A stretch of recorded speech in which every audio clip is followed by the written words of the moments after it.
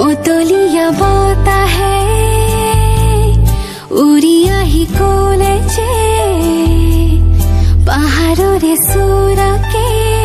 মেঘে মেঘে যাছে হিয়াৰে আদৰ জুৰিটিয়ে বেগেৰে হিলে হিলে জুপিয়াই আবেগেৰে কৈ যায় শুনা শুনা প্ৰীতিৰ নাই ভাগৰ আবেগৰ ৰাগি বতাহ তোৰে চুদিখে মই কিনো কৰো তুমি নাই মোৰ কাষতে